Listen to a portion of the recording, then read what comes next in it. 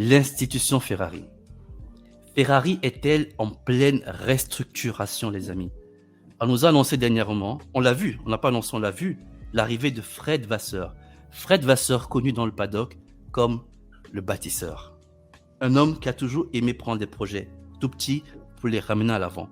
Un homme qui a toujours eu ce regard sur les petits pilotes pour découvrir la petite pépite. Fred Vasseur est arrivé chez Ferrari, tout le monde est content, il est caractérisé par une honnêteté incroyable, quelque chose qui manquait à Ferrari. Ils avaient besoin d'une tête, d'une personne qui leur dise ce qui ne va pas dans leur équipe. Fred Vasseur le fait. Cependant, on a oublié un grand mot. C'est que Fred Vasseur vient d'arriver, il ne peut pas tout chambouler maintenant. On a oublié le mot temps. Le temps est nécessaire à Fred Vasseur pour qu'il puisse faire de Ferrari la vision qu'il en a. A priori, il semble dire qu'il a les pouvoirs. Il a les pleins pouvoirs pour être à la hauteur de ses ambitions. Est-ce que l'institution Ferrari lui laissera l'occasion de mettre ses pouvoirs en exécution? On vous rappelle quand même que la Formule 1 chez Ferrari, c'est le poumon qui fait vivre l'Italie.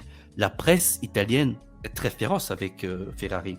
Fred Vasseur, français, qui rentre au sein d'une écurie italo-italienne. Les ingénieurs sont italiens, on a quelques têtes françaises. Toute la famille, l'écurie respire comme une famille. La famille italienne, vous savez, c'est sacré.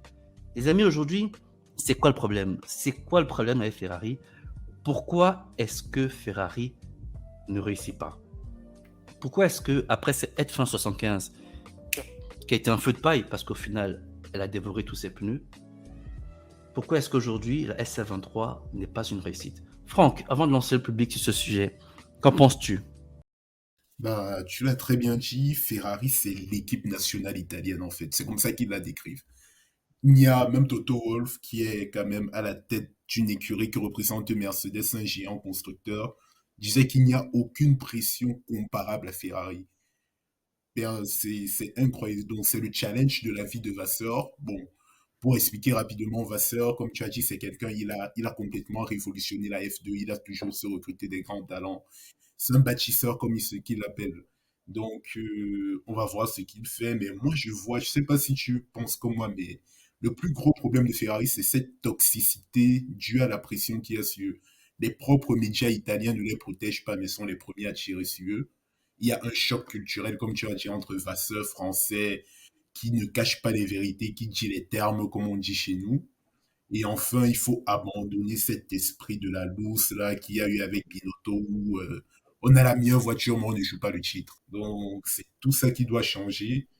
Mais ouais, moi, ce qui m'a surpris le plus, et je vais te le partager, c'est vraiment la qualité de cette S723. Tout attend à ce que une voiture bien née suive une voiture bien née. La F175 avait ses problèmes, mais elle était bien née, elle était nickel. SF23, moi je comprends pas. Je comprends pas ce qui s'est passé en fait. Le problème, comme tu le dis, il est structurel. Il est quelque part structurel. Mais on a aussi l'impression qu'au sein de l'écurie, il y a une sorte de rejet. C'est-à-dire qu'ils n'admettent pas être fautifs. On l'a très bien vu l'année dernière. Ils n'admettaient pas que la stratégie n'était pas bonne. Ils ne comprenaient pas qu'ils étaient en train de faire une erreur en se disant qu'il y a deux pilotes numéro 1 dans l'équipe et qu'il ne fallait pas avantager un autre pilote. Ils ne comprenaient pas que Sainz était très bon, mais que Charles était potentiellement meilleur. Ils n'ont jamais réussi à faire ce 1-2. Et aujourd'hui, on n'a pas forcément l'impression qu'ils comprennent qu'il faudrait réellement faire ce 1-2. À Jeddah, on a vu. Leclerc est ralenti par Sainz. Il y a toujours cette histoire de on veut pas trop trancher, on sait pas trop comment on veut avancer. C'est quoi l'avenir? Franchement, cette SF23, on l'a vu à Jeddah, elle est sur les softs, mais au final, on n'a pas d'éléments de comparaison. On a vu les hard, totalement à la rue. Là où Mercedes, Aston Martin, ils ont réussi à exploiter les hard, et même Red Bull évidemment, Ferrari n'a pas réussi. Il se faisait distancer par un Hamilton qui roulait avec des médiums qui avaient pratiquement 30 tours de vie. On a Karl qui nous dit, est-ce que Fred Vasseur n'a pas les mains liées? Franck, qu'est-ce que tu en penses? Est-ce que Fred Vasseur a les mains liées? Il ne nous l'avouera jamais. Pour lui, il va te dire oui, j'ai les pleins pouvoirs. Mais ce qui est sûr, c'est que de ce qui ressort, c'est voilà, il y a toujours de l'ingérence de la plupart des directeurs sportifs. C'est Ferrari, c'est comme ça. Ils gèrent Ferrari comme une histoire familiale. Mais sauf que la F1 a passé un cap. La F1 aujourd'hui, c'est l'optimisation, c'est pas de sentiments, on veut les personnes aux bonnes positions, etc. On n'est pas là pour protéger qui que ce soit. Et Vasseur, justement, ne donne plus aucune garantie au personnel. Le personnel veut des garanties que voilà, même si je fais pas bien, est-ce que je vais rester ou pas? Vasseur, lui, personne n'est garanti, tout le monde peut être éjectable et il veut créer en fait cet esprit compétitif, mais est-ce qu'on va laisser on va lui laisser le faire? C'est la très très grosse question en fait. Est-ce que Fred Vasseur aura la possibilité de dérouler son plan? Parce que ce Fred Vasseur, au final, c'est un Fernando Alonso. C'est Monsieur El Plan. Il a toujours quelque chose derrière la tête. Ça se voit dans son regard. Fred Vasseur, quand tu le regardes, tu as l'impression qu'il sait où il va. Tu as l'impression qu'il sait où il met ses pieds. Et de mémoire, si je me rappelle bien, les pistonnés, ils l'ont dit. Ils l'ont dit dans leur débrief qu'ils ont rencontré Fred Vasseur en début d'année ou en fin d'année dernière. Et ils savaient où ils partaient. Ils savaient où ils mettaient les pieds. Et quelque part, ils ont dit également, s'ils ne savaient pas qu'il allait avoir ses pleins pouvoirs, potentiellement, il n'allait pas faire ce move. Donc Fred Vasseur, pour moi, il sait où il est. Il sait où il est parti. Et maintenant, Ferrari devra lui faire confiance. Les Italiens devront faire confiance à Fred Vasseur. C'est un bâtisseur. Il va rebâtir cette équipe. Tout à l'heure, on a annoncé le départ de David Sanchez, qui est le responsable du concept de cette Formule 1, la SF23, et même la F175 de 2022. David Sanchez s'en va. Quelque part, est-ce que Ferrari pourra justement retrouver cette pleine mesure de la SF23, de cette voiture? Parce que si le responsable du concept n'est plus là, est-ce que le développement va suivre dans le bon sens? Parce qu'on a vu, Ferrari a besoin de développer sa voiture pour aller titiller, ne serait-ce qu'un tout petit peu, la Red Bull, qui au final met facile en 30 tours, 30 secondes, 35 secondes à la concurrence, y compris Aston Martin. Et Ferrari s'est pris facilement 40 secondes, une quarantaine de secondes dans la vue, voire plus. Est-ce qu'au final, ils vont réussir à développer cette monoplace? Je sais pas. Franck, est-ce que tu penses qu'il y a des ingénieurs, des hommes capables dans cette institution Ferrari? Est-ce qu'il ne faudrait pas que Ferrari sorte de ce cadre italo-italien et aille embaucher des ingénieurs? Parce qu'au final, Red Bull, c'est ce qu'ils font. Ils vont piocher chez Mercedes des ingénieurs. Ils vont piocher un peu partout. Aston Martin fait pareil. Ils vont piocher chez Mercedes. Ils vont piocher chez Red Bull. Est-ce que Ferrari, avec tout l'argent évidemment qu'ils ont, on est bien évidemment dans le cadre d'un budget capé, est-ce que quelque part, ils ne se mettent pas les freins dans leur ambition? Qu'est-ce que tu en penses, Franck? Bah, je suis totalement d'accord avec toi et je pense que c'est ce que Fred Vasseur va faire. Il va essayer de s'entourer des meilleurs. Avant, Ferrari était le meilleur, le benchmark, et c'était eux qui étaient dépouillés. Aujourd'hui, Ferrari doit aller dépouiller chez la concurrence, c'est obligatoire. C'est comme ça aujourd'hui, j'ai dit, on est dans une réglementation de dessin. Les moteurs sont figés. Ce n'est plus que le châssis, l'aéro qui va te faire gagner. Bien sûr, la fiabilité, mais bon, le département moteur Ferrari, un très bon moteur, et j'arrive, je voulais t'emmener sur cela. Quel est le but d'avoir un moteur puissant si tu ne peux jamais l'utiliser à 100%? Parce que c'est ça la vie de Ferrari. Aujourd'hui, en Formule 1, c'est à peu près 1000-1050 chevaux que le moteur fait. Supposons le moteur Ferrari peut aller à 1070. Ça sert à quoi que j'ai une machine surdimensionnée si je l'utilise comme une machine qui coûte moins cher? En fait, c'est ce problème de fiabilité de Ferrari, je ne le comprends pas en fait, je ne le comprends pas et j'en ai marre qu'on me dise Ferrari a le moteur le plus puissant, mais oui, mais il est le plus puissant, mais on ne l'utilise pas à plein potentiel. Donc, il y a clairement des choses à faire, des choses à améliorer. Et si tu le veux bien, je veux bien qu'on parte aussi sur le même jeu des forces et faiblesses de Ferrari et que tu me donnes ton avis. En termes de force, ça, il faut le leur avouer. Vasseur, il a dit, il a prouvé dans les pit stops, irréprochable. Irréprochable. Aujourd'hui, Ferrari te fait un double pit stop, 2 secondes, 1, 2 secondes, 2. Même Red Bull, je crois, ils s'assoient, ils applaudissent. Ensuite, la rapidité en qualif. Ça n'a pas changé. Leclerc a un dixième de Verstappen à Bahreïn, un dixième de Perez à Jeddah. Ça aussi, ça n'a pas du tout changé, c'est toujours aussi fort. Mais dans les faiblesses, tu as commencé à parler de, je pense qu'il faudra parler d'un smooth operator, d'un espagnol. qui ne donne pas satisfaction. Il donne pas satisfaction. Je pense que Vasseur ne va pas être aussi tendre avec lui que Binotto. Donc, il a la ramasse. Mais sauf que l'année dernière, il était aussi à la ramasse en début de saison. Mais Mercedes et Aston étaient une seconde derrière. Aujourd'hui, c'est un pack et tout le monde fait payer Sainz. Stroll lui a mis un extérieur, Hamilton lui a mis un croisé des croisés. C'est devenu l'enfant. Donc, il y a Sainz qui est c'est devenu un enfant.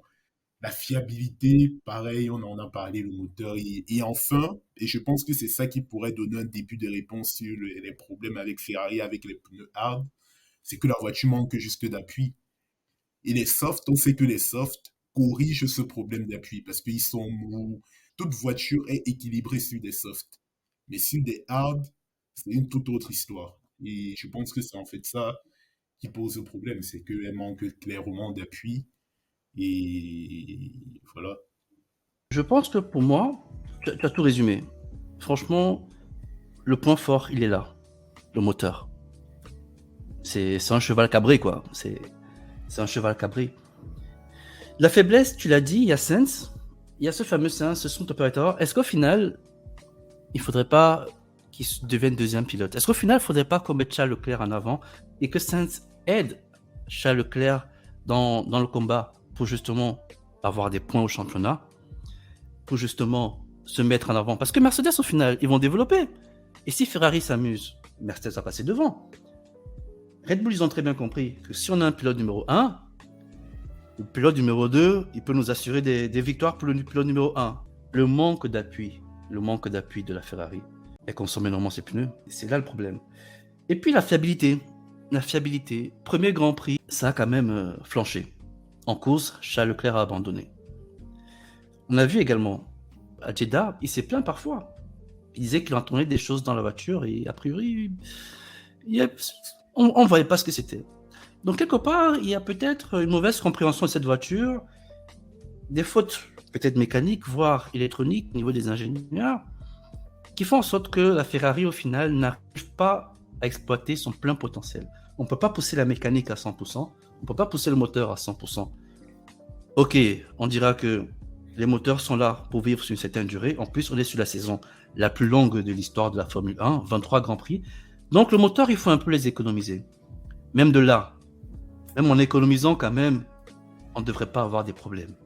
Donc il y a quelque part des aveux de faiblesse. Oui, monsieur Karl, deuxième pilote à coup sûr. Sainz, c'est un deuxième pilote à coup sûr. Mais on a envie de le voir, on a quand même envie de le voir performer. Hein.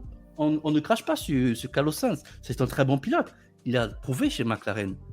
Il a démontré dans les années précédentes.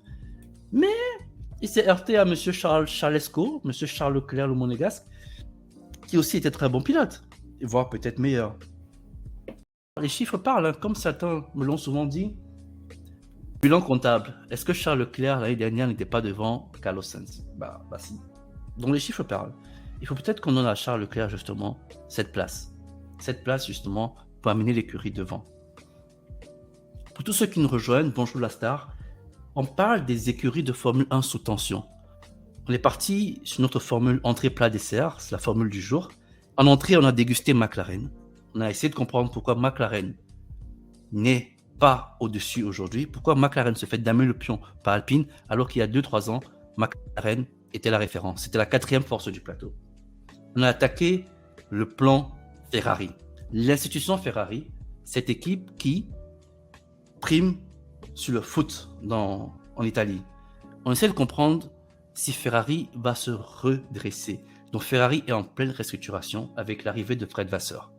Tout à l'heure, Franck l'a si bien démontré, les forces et les faiblesses de Ferrari. Donc, il ne reste plus qu'un mot. Bonne chance, Fred Vasseur. Fred Vasseur, on a besoin que tu amènes Ferrari là où elle doit être.